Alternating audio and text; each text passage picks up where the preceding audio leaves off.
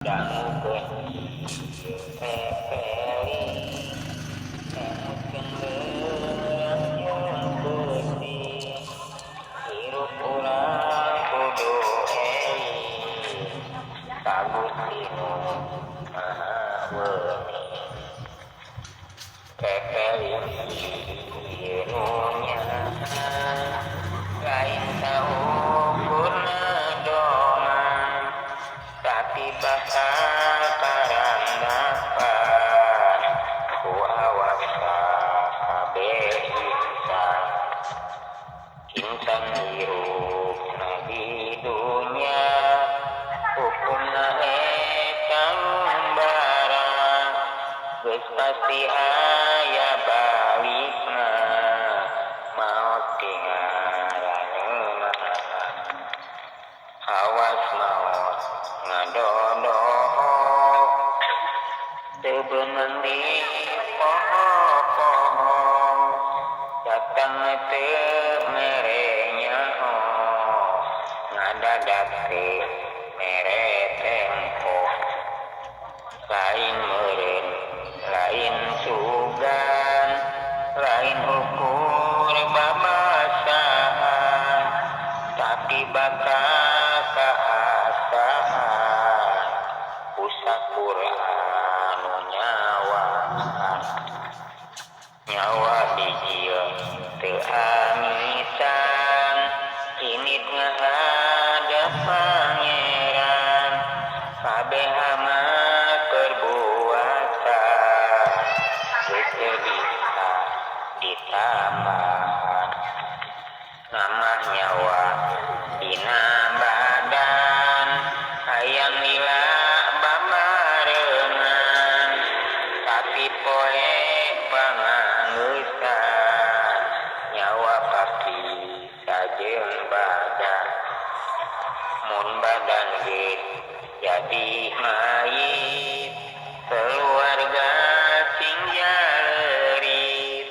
jalma hageun jalma alit menta hampura ka mayit tuluy digugulung tuluy diluruban samping teu lila tuluy dipayang diadusan sina wening geus adus tek dibungkusan diboehan di kapasan ku jalma ditaralian diasupkeun ka pasaran mun mayit geus na pasaran geus teu aya nu maturan anak rejeung pamajikan geus teu hayang ngen marangan parang mayit na pasaran ku jalma disarolatan bari kabeh persiapan geus nganterkeun ka kuburan mayit tuluy digarotong kaluar ti imah gedong kabeh jalma pada bengong rek pindah ka sangkeredong liang kubur tanah anu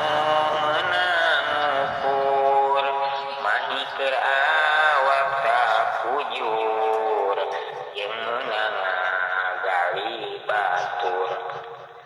mun mayit di luhur kubur katempona mata baur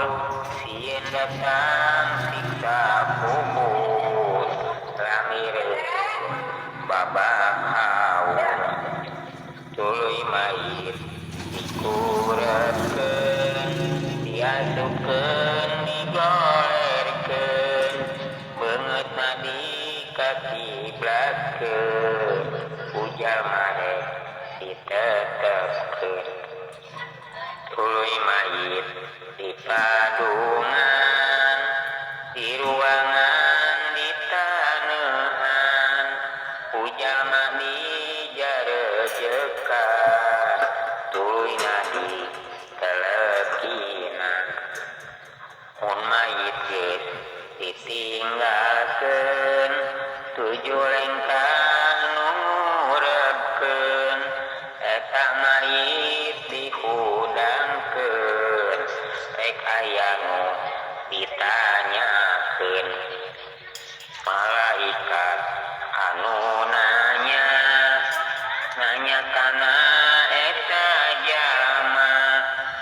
keur waktu hirup di dunya